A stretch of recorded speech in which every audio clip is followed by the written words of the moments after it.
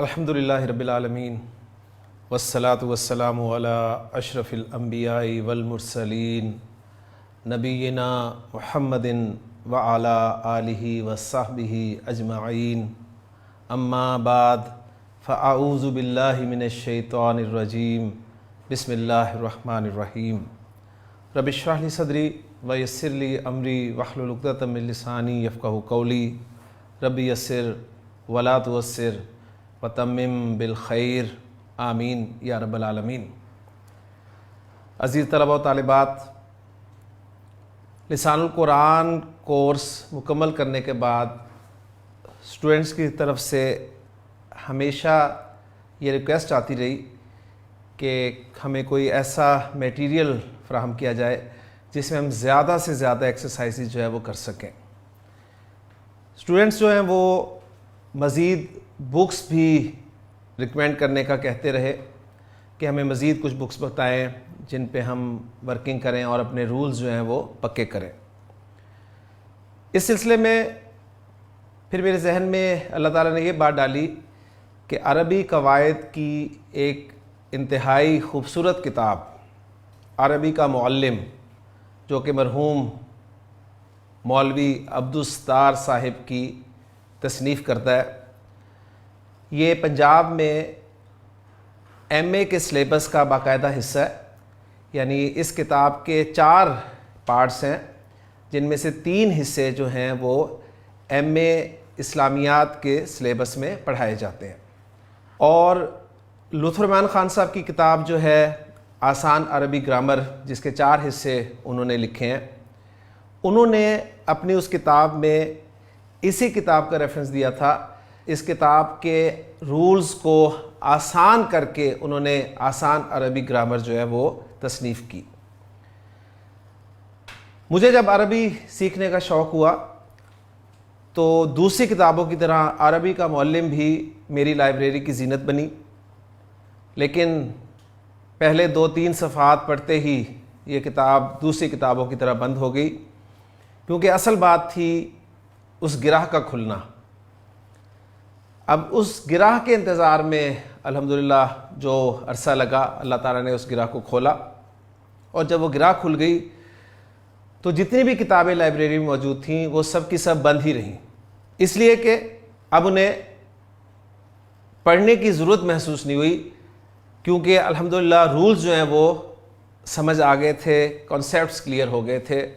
लिहाजा जब भी किसी टॉपिक को मुझे मज़ीद डिटेल्स में देखना होता तो मैं उन बुक्स की तरफ तवज्जो करता। काफ़ी अरसे से मेरी ये ख्वाहिश रही कि अरबी का मुअल्लिम भी मैं पढ़ाऊँ, क्योंकि इंतहाई खूबसूरत किताब है ये। इसमें कॉन्सेप्ट्स आप देखेंगे बड़े खूबसूरत अंदाज में मरहूम मौलवी अब्दुस्तार साहिब ने बयान किए हैं, और फिर ज़ख़ीरा अल्फाज यानी वोकैबुलरी के साथ साथ उन्होंने बेशुमार एक्सरसाइजेज जो हैं वो इस किताब में शामिल की हैं। इतनी खूबसूरत किताब है कि इसको पढ़ाने को बार बार दिल करता है। तो मैंने फिर अल्लाह का नाम लेके आप लोगों के लिए, बल्कि ख़ास तौर पे उन लोगों के लिए जिन्हें एक्सरसाइजेज ज़्यादा से ज़्यादा करने का शौक़ है और वो चाहते हैं कि हम ज़्यादा से ज़्यादा प्रैक्टिस कर सकें, तो मैं आज आपके सामने अरबी का मुअल्लिम उसका हिस्सा अव्वल जो है लेके हाज़िर हुआ हूँ। हम इंशाअल्लाह ताला अपने इस नए सिलसिले में अरबी का मुअल्लिम किताब जो है इसको शुरू करेंगे, और आपके पास ये बुक होगी, डेफिनेटली होगी। अगर नहीं हो तो आप इसे इंटरनेट से डाउनलोड भी कर सकते हैं, फ्री अवेलेबल है, और वैसे मार्केट में भी ये बुक बआसानी दस्तयाब है। बुक आप पढ़ेंगे, एक्सरसाइजेज़ मैं सिर्फ आपके साथ शेयर करूँगा, या मेरा तरीक़ेकार ये होगा कि सबक के हवाले से कॉन्सेप्ट उसी किताब में से कॉपी करके मैं स्क्रीन पे आपको दिखा दिया करूँगा, और फिर हम एक्सरसाइजेज़ को जो है सॉल्व किया करेंगे। उस्ताद के ज़रिए एक्सरसाइज अगर की जाती है तो उसका स्टूडेंट्स को बहुत फ़ायदा होता है। लिहाजा कोशिश यही की जाएगी कि आपके सामने मैं जो कुछ अल्लाह ताला ने मुझे अता किया है उसको सामने रखते हुए मैं उन एक्सरसाइजेज़ को सॉल्व करूँ। तो मैं उम्मीद करता हूँ कि मैं अपनी बात आप तक कन्वे करने में कामयाब हो गया हूँ। तो अल्लाह का नाम लेके शुरू करते हैं जी। अरबी का मुअल्लिम, स्क्रीन पे आप देख रहे हैं कि अरबी का मुअल्लिम हिस्सा अव्वल, इसमें मुअल्लिम में ख़ास तौर पे आप देख रहे हैं कि लाम के नीचे ज़ेर लगी हुई है, और ये फ़र्क जो है ये इस्मुल फ़ाइल और इस्मुल मफ़ूल का फ़र्क है। अब ये किताब में जो आपको पढ़ाऊँगा तो ये समझते हुए पढ़ाऊँगा कि अल्हम्दुलिल्लाह आपने हमारा बेसिक कोर्स लिसानुल कुरान, चाहे वो 2018 का कोर्स है, चाहे वो 2014 का कोर्स है, चाहे वो 2010 का कोर्स है, वो मुकम्मल कर लिया है और आप मज़ीद प्रैक्टिस करना चाह रहे हैं। तो उस कोर्स को करने के बाद अब जैसे मैं ये बात बताने लगा हूँ, अगर ये बुक मैं आपको शुरू से ही पढ़ा रहा हूँ तो मैं कभी भी इस पॉइंट को यहाँ पर डिस्कस नहीं करूँगा। चूँकि आप हमारा बेसिक कोर्स कर चुके हैं, लिहाजा ये पॉइंट आपको अब समझ में आ सकता है। मुअल्लिम में लाम के नीचे ज़ेर है, अगर यही ज़ेर लाम के ऊपर ज़बर की सूरत में आ जाए तो लफ्ज़ बन जाता है मुअल्लम, और दोनों लफ्ज़ों के माना में ज़मीन व आसमान का फ़र्क है। कैसे? मुअल्लिम ये इस्मुल फ़ाइल है बाब तफ़ील से, अल्लमा युअल्लिमु तालीमन, उससे इस्मुल फ़ाइल बना मुअल्लिमुन, तालीम देने वाला, टीचर। जबकि लाम पर अगर ज़बर लग जाए तो ये लफ्ज़ बन जाएगा मुअल्लम, ये इस्म मफ़ूल बन जाएगा और इसके फिर माना होंगे स्टूडेंट के, यानी जिसको तालीम दी जाए। तो ये फ़र्क पड़ता है। तो अरबी का मुअल्लिम ये किताब का नाम है, हिस्सा अव्वल आपके सामने आ रहा है, और इसके जो राइटर हैं जनाब मौलवी अब्दुस्तार खान साहिब। तो हम उनके लिए दुआगो हैं कि उन्होंने अरबी ज़ुबान सिखाने के लिए इतना अजीम काम किया, और अल्लाह ताला उनके इस काम को कबूल फरमाए और उनके दर्जात जो हैं वो बुलंद फरमाए। तो बाकायदा चलते हैं जी किताब के सबक की तरफ। मैं जैसे कि अर्ज़ कर चुका हूँ कि इसमें तरतीब और असबाक आपके सामने नहीं आएंगे, आपने बस इसको इस पैटर्न पे लेना है कि ये आपका अरबी का मुअल्लिम लेसन 1 है, हमारा लेसन 1 है, यानी रिकॉर्डिंग के एतबार से लेसन 1 है, और इसमें हो सकता है 2 असबाक आपके कवर हो जाएं। तो पहले इस किताब में कुछ इस्तिलाहात मौलवी अब्दुस्तार साहब ने दी हुई हैं, वो आप माशाल्लाह पढ़ सकते हैं, ख़ुद उन्हें देख सकते हैं, उन पे मैं वक्त नहीं लगाऊंगा। फोकस मैं करूंगा कॉन्सेप्ट पे या फिर एक्सरसाइजेस पर। तो दूसरे सबक में हमारे सामने सिलसिला अल्फाज नंबर 1 यानी वोकैबुलरी उन्होंने ज़िक्र की है, लेकिन इस वोकैबुलरी से पहले जो उन्होंने एक बात जिक्र की है वो मैं आपके साथ शेयर करता चलूँ। मौलवी अब्दुस्तार साहब ने कहा है कि बोलते वक्त हमेशा आखिरी लफ्ज़ पर वक्फ किया करो, यानी उसके आखिर में कोई हरकत ना पढ़ो। जैसे अल बैतू को अल बैत, अल बैत, हमने आखिरी हर्फ की हरकत पर बहुत ज़ोर दिया है क्योंकि वहीं से हमें पता चलता है। लेकिन अब चूंकि मैं अरबी का मुअल्लिम पढ़ा रहा हूँ आपको, लिहाजा हम इनके बताए हुए रूल्स जो हैं उन्हें फॉलो करेंगे। वो जो आपने पढ़ा है हरफ तंबीह, ये वो है जी, अला, खबरदार, होशियार। तो वार्न कर रहे हैं वो कि बोलते वक्त हमेशा आखिरी लफ्ज़ पर वक्फ किया करो। आखिरी लफ्ज़ पर वक्फ किया करो से मुराद, यहाँ पर आखिरी लफ्ज़ से मुराद यह है कि हो सकता है 2-3 अल्फाज आप बोल रहे हैं तो आखिरी लफ्ज़ पर आपने वक्फ करना है, यानी उसके आखिर में कोई हरकत ना पढ़ो। और उसको उन्होंने जिक्र किया जैसे अल बैतू को अल बैत, अज़्ज़कातु को अज़्ज़काह पढ़ा करो। अगर एक ही लफ्ज़ बोलकर ठहरना हो तो एक ही लफ्ज़ पर वक्फ कर लें, वरना सबसे आखिरी लफ्ज़ पर, जैसे खुब्ज़ुन व लबन है ना, अगर आप इकट्ठा पढ़ रहे हैं तो आप इसको खुब्ज़ुन व लबन पढ़ेंगे, और अगर आपने एक लफ्ज़ पे वक्फ करना है तो आप कहेंगे खुब्ज़ व लबन। तो इस पैटर्न को हमने फॉलो करना है क्योंकि पहली एक्सरसाइज में ही एक वार्निंग है, तो हम इसको इंशाल्लाह फॉलो करेंगे। तो अब चलते हैं सिलसिला अल्फाज की तरफ। सिलसिला अल्फाज में भी उन्होंने एक तंबीह दी हुई है कि ज़ैल के इसमों पर हरफ तारीफ़ लगाकर भी तलफ़ुज़ करें। हरफ तारीफ़ आप जानते हैं, यानी लाम तारीफ़। हरफ तारीफ़ से मुराद वो लाम है जो किसी नकरा इसम को मारफा बनाने के लिए इस्तेमाल होता है। तो वोकैबुलरी देख लेते हैं क्योंकि एक्सरसाइजेज में यही वोकैबुलरी इस्तेमाल होनी है, तो आप भी पक्का करेंगे और मैं भी साथ साथ पक्का करूंगा इंशाल्लाह ताला। तो पहला लफ्ज़ है जी इंसान। इसके माना है आदमी के, बैत घर, उन्होंने तनवीन लगाई हुई है, लेकिन हमें उन्होंने कहा है कि आखिरी लफ्ज़ पर आपने वक्फ करके पढ़ना है, यानी लफ्ज़ के आखिर में कोई हरकत नहीं पढ़नी, तो हम कोई हरकत नहीं पढ़ रहे। तम्र खजूर, समर फल, जाहिल जाहिल बेइल्म, हसन अच्छा खूबसूरत, खुब्ज़ रोटी, दर्स सबक, ज़म्ब गुनाह, रसूल पैगंबर, ज़काह। गोलता जिस भी लफ्ज़ के आखिर में आएगी हमने उसे हा की आवाज़ के साथ जो है प्रोनाउंस करना है। सहल आसान, उसके बाद शई चीज़, सलाह नमाज, दौ रोशनी चमक, तय्यब अच्छा पाक, जालिम जुल्म करने वाला, आदिल इंसाफ करने वाला, गफूर बड़ा बख्शने वाला। अब ये बड़ा आपको लफ्ज़ पता चल रहा है कि मुबालग़े का सीखा है।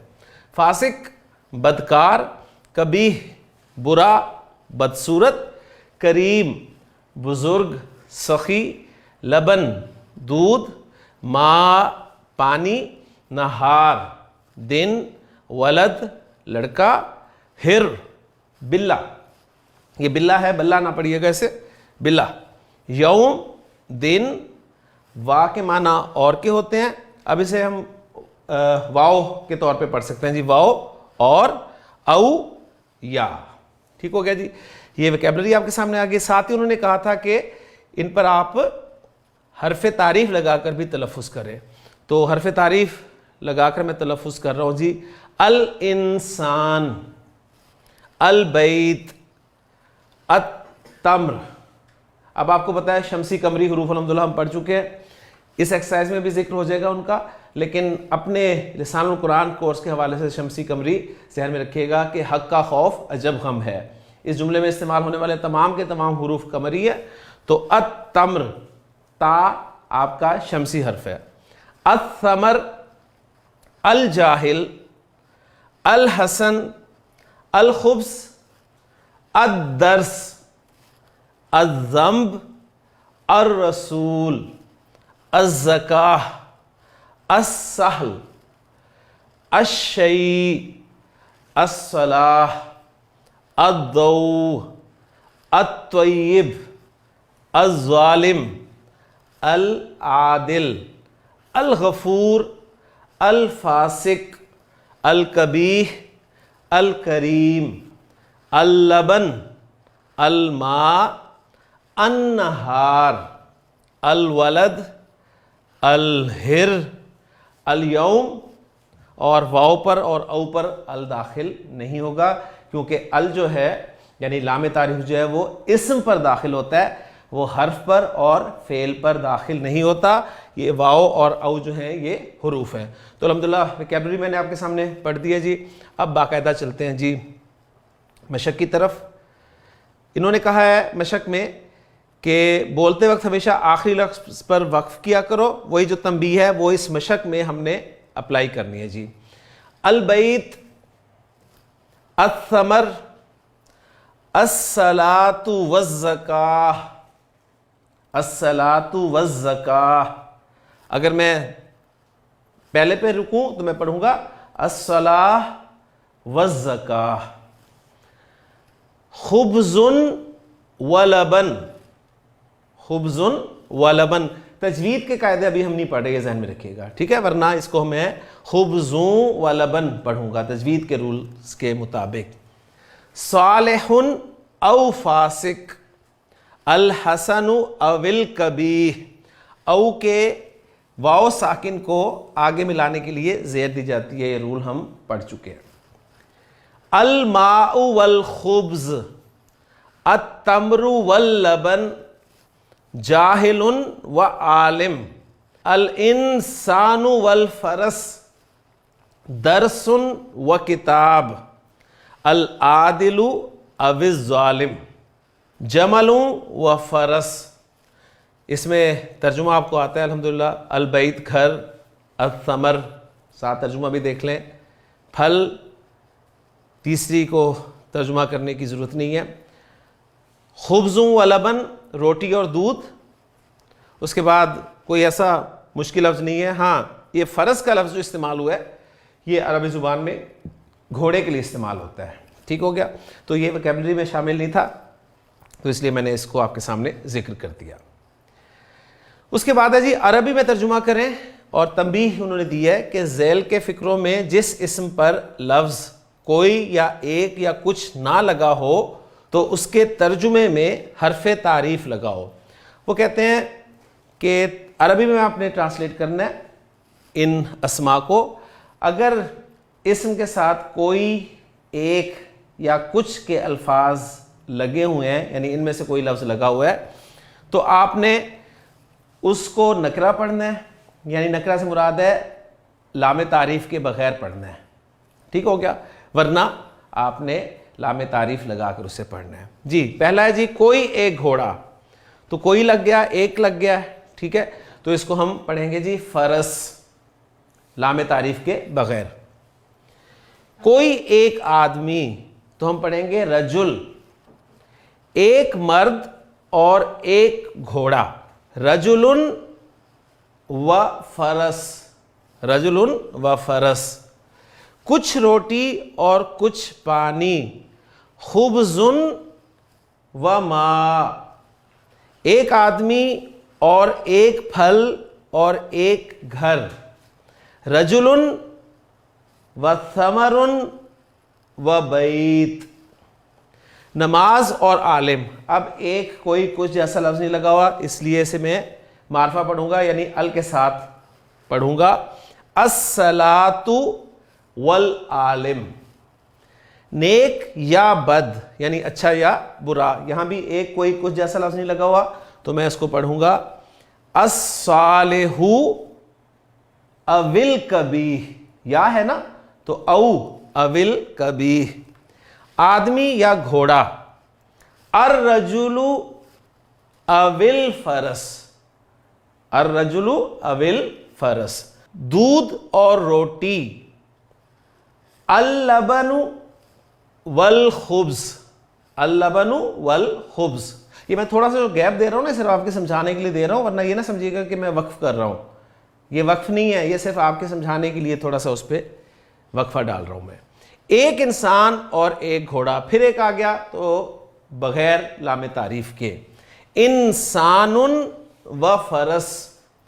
बदसूरत और खूबसूरत, अल कबीहु वल हसनु। एक बिल्ला और एक लड़का, एक आ गया तो हिर्रुन व वलद। चांद और सूरज, अल कमरु व शम्स। ऊंट या घोड़ा, अल जमलु अविल फरस। तो अल्हम्दुलिल्लाह पहली एक्सरसाइज हमारी मुकम्मल हो गई है। आगे चलते हैं जी। अब बाकायदा सवालात हैं। पहला सवाल है जी कलिमा की तारीफ़ करें।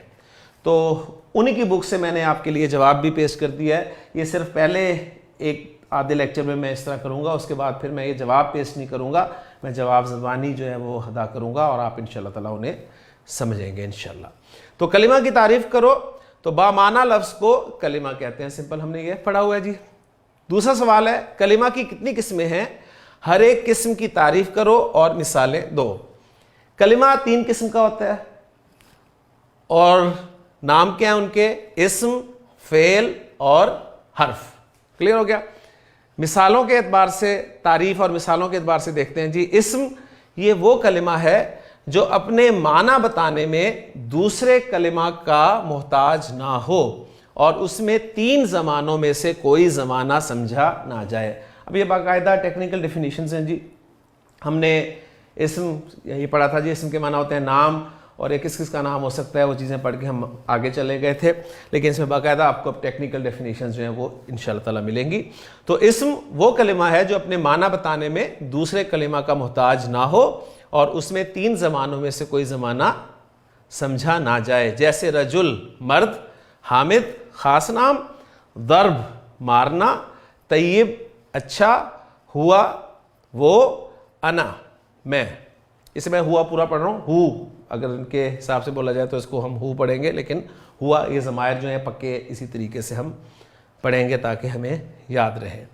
इसमें आप देखें बड़े खूबसूरत अंदाज में इन्होंने एग्जांपल्स दी हैं। रजुल एक नकरा इस्म की एग्जांपल दे दी है, फिर हामिद एक मारफा इस्म की एग्जांपल दे दी, दर्ब मस्दर की एग्जांपल दे दी है, तय्यब सिफत की एग्जांपल दे दी है, हुआ ज़मीर, अना ज़मीर। तो बहुत सारी एग्जांपल्स में उन्होंने बहुत सारी चीज़ों को कवर कर दिया। तो ये इस्म था, उसकी एग्जांपल्स थी।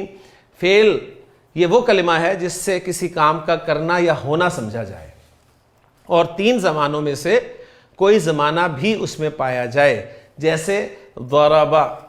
अब आपके लिए दौराबा एग्जांपल समझना कोई मुश्किल नहीं है। उसने मारा, ज़हाबा वो गया, यज़हबु वो जाता है या जाएगा। अब ये वो चीज़ें थी जो शुरू में इंसान को कंफ्यूज करती थी। उसे दौराबा का नहीं पता था, ज़हाबा का नहीं पता था, यज़हबु का नहीं पता था। लेकिन अब अल्हम्दुलिल्लाह आप चूँकि पूरे कोर्स से गो थ्रू हो चुके हैं, तो अब आपके लिए यज़हबु, दौराबा या ज़हाबा ये कोई मुश्किल पैदा नहीं करेंगे इंशाअल्लाह ताला। नोट, अगर काम का करना समझा जाए मगर ज़माना नहीं समझा जाए तो वो इस्म ही होगा। जैसे दर्ब यानी मारना एक इस्म है, वही जो हमने कहा था काम का नाम जो है वो इस्म होता है। हर्फ की तरफ आ जाए जी। ये वो कलिमा है जिसके माना इस्म या फेल के साथ मिले बगैर समझ में ना आए, जैसे मिन से, अला पर, फी में, इला तक या तरफ, ज़हब ज़ैदुन इलल मस्जिदी ज़ैद मस्जिद की तरफ गया। ये उन्होंने एग्जांपल दे दी कि इलाह जो है इसके माना हमें उस वक्त समझ में आए हैं जब ये इस्म या फेल के साथ मिलकर इस्तेमाल हुआ है। तो अल्हम्दुलिल्लाह ये चीज़ें भी हो गई जी। अगले सवाल की तरफ चलते हैं। तीसरा सवाल है जी, इस्म और फेल में बड़ा फ़र्क क्या है? तो फ़र्क आपके सामने आ गया जी। इस्म जिसमें ज़माना नहीं पाया जाता कोई, जबकि फेल जो है उसमें तीनों ज़मानों में से कोई ना कोई ज़माना भी पाया जाता है। ज़माने कितने हैं? चौथा सवाल है। तो ज़माने 3 हैं जी, माजी, हाल और मुस्तकबिल। 5वां क्वेश्चन है जी, अल्फाज ज़ैल में इस्म, फेल और हर्फ की तमीज़ करो। अब आपने तमीज़ करनी है जी। अब जब तक आपको माना नहीं पता आप तमीज़ नहीं कर सकते, ये भी जहन में रखिएगा। हुआ इस्म है, इस्म ज़मीर है, मिन हर्फ है, दरबा फेल है, यज़हबु फेल है, बलद इस्म है, अल फरस इस्म है, इला हर्फ है, सम इस्म है। इस्म की मोटी पहचान जो है वो तनवीन है या अलिफ लाम है। किसी लफ्ज़ पर अलिफ लाम आप देख लें, लाम तारीफ लगा हुआ देख लें, या उस पर तनवीन देख लें, तो ये इस्म की मोटी अलामत है। तो यहाँ से आप देखेंगे कि ये इसलिए हमने पहचान लिया, ये इस्म, ये इस्म, ये इस्म, ठीक है। बाकी हुआ भी इस्म है क्योंकि वो इस्म ज़मीर है, मिन और इला हुरूफ हैं, जबकि दरबा और यज़हबु ये अफ़आल हैं आपके। आगे चलते हैं जी। सवाल नंबर 6, इस्म मारिफा और नकरा की तारीफ़ करो और मिसालें दो। तो इस्म मारिफा और नकरा की तारीफ़ें और मिसालें मैं इन्हीं की बुक में से आपके सामने रख रहा हूँ जी। नकरा ये वो इस्म है जो आम चीज़ पर बोला जाए, जैसे रजुल, तर्जुमे में देखें मर्द लिखा हुआ है उन्होंने। इस लफ्ज़ से कोई ख़ास मर्द नहीं समझा जाता, बल्कि हर एक और किसी एक मर्द को रजुल कह सकते हैं। तो ये अच्छा, इससे कोई ख़ास अच्छी चीज़ नहीं समझी जाती, बल्कि हर एक और किसी एक अच्छी चीज़ को भी तय्यब कह सकते हैं। तो यहाँ पर उन्होंने आपको नकरा की 2 किस्में भी साथ ही बता दी हैं। एक इस्म ज़ात है और एक इस्म सिफत है। 2 किस्में उन्होंने बुक में भी मेंशन की हुई हैं।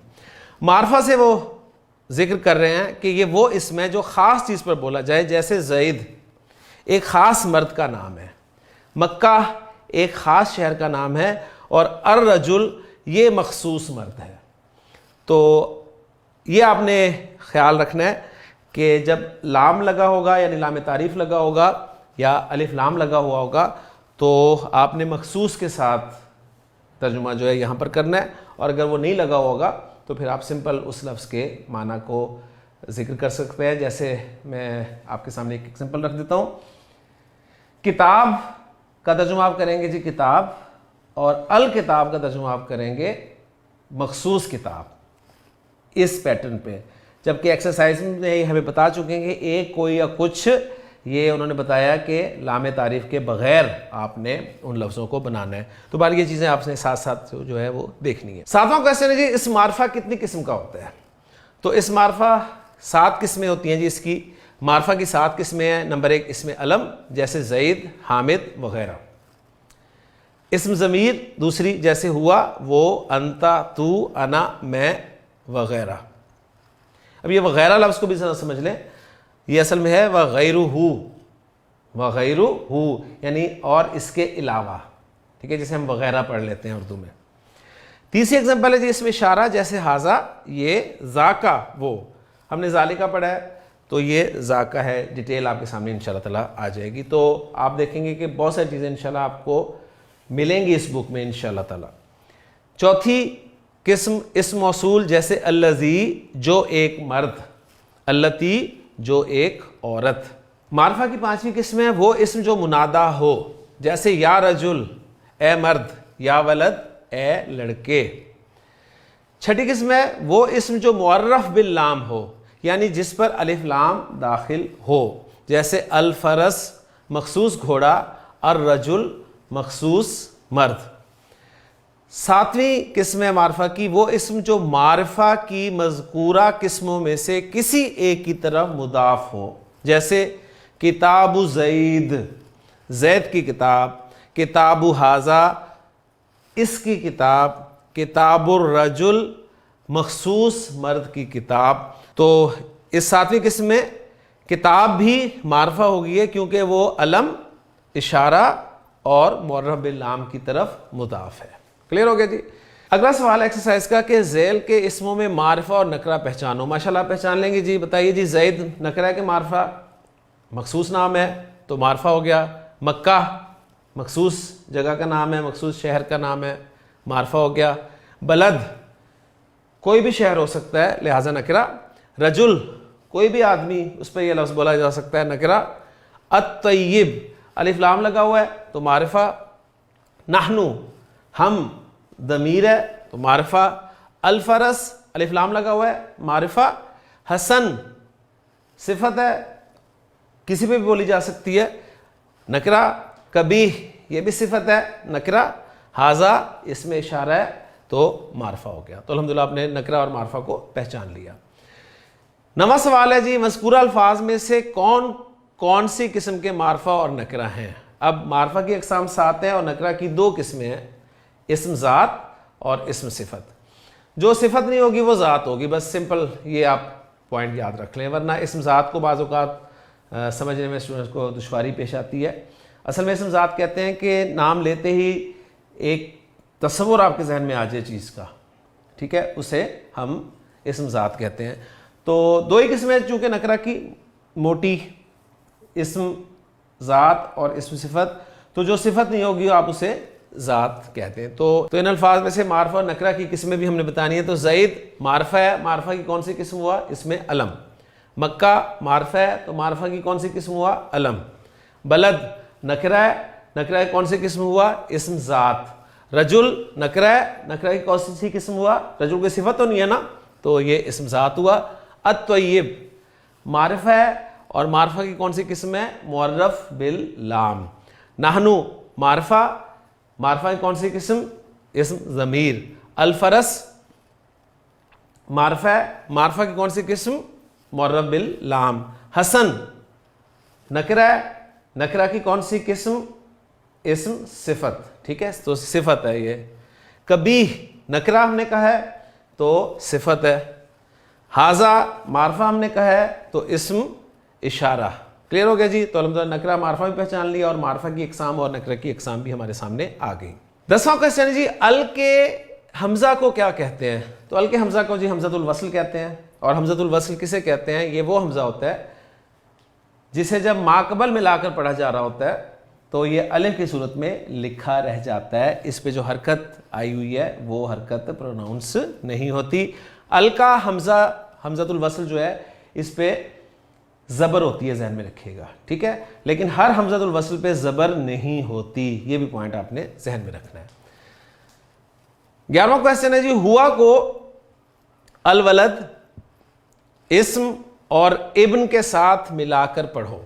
हर हमज़ातुल वस्ल जो है उस पर ज़बर नहीं होती, तो अल का जो हमज़ातुल वस्ल है उस पर ज़बर होती है, और बाकी जैसे इस्म और इब्न ये दो अस्मा हैं और इनका हमज़ा भी हमज़ातुल वस्ल है। अब ये कैसे पता चलता है कि हमज़ा हमज़ातुल वस्ल है या नहीं है, ये आपको मुताले से पता चलता है, अरब के बताने पर पता चलता है। ठीक है, तो वही अब बता रहे हैं कि अब इसे पीछे से मिलाकर पढ़ना है, तो कैसे पढ़ना है। तो पहले मैं हुआ को अल वलद के साथ मिलाकर पढ़ रहा हूँ, तो मैं पढ़ूंगा हुवल वलद, हुवल वलद, तो हमज़ा की आवाज़ नहीं आ रही।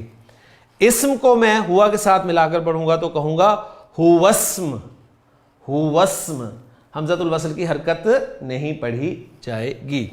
और इब्न के साथ में मिलाकर पढ़ूंगा तो ये बन जाएगा हुवब्न, हुवब्न। आगे चलते हैं जी। 12वां क्वेश्चन है जी, इस्म और इब्न पर अल दाखिल हो तो किस तरह पढ़ेंगे। ये बुक में उन्होंने तफसील से बताया था, तो वही मैंने कॉपी कर दिया आपके लिए। इब्न और इस्म पर अल दाखिल हो तो अल के लाम को जेर लगाकर, अल के लाम को जेर लगाकर बा और सीन में मिलाकर पढ़ो। जैसे अल इब्न को अलिब्न, ठीक है, अल इब्न को कैसे पढ़ना है, अलिब्न। अल इस्म को अलिस्म, अलिस्म पढ़ना चाहिए, अगरचे आम बोल चाल में इसका ख्याल कम रखा जाता है, ये भी उन्होंने बता दिया है। 13वां क्वेश्चन है जी, नून तनवीन किसे कहते हैं। नून तनवीन दो ज़बर, दो ज़ेर या दो पेश के तलफ़ुज़ में जो नून की आवाज़ पैदा होती है उसे नून तनवीन कहते हैं। जैसे अन, इन, उन, ठीक है, यानी दो ज़बर, दो ज़ेर और दो पेश के तलफ़ुज़ में जो आपको नून की आवाज़ सुनाई दे रही है ना, वो नून तनवीन है। 14वां क्वेश्चन है, तनवीन वाला लफ्ज़ मुअर्रफ बिल लाम के साथ किस तरह मिलाया जाएगा। तनवीन वाला लफ्ज़ मुअर्रफ बिल लाम के साथ कैसे मिलाया जाएगा, किस तरह मिलाया जाएगा, तो ये भी वहीं से मैंने कॉपी कर दिया है।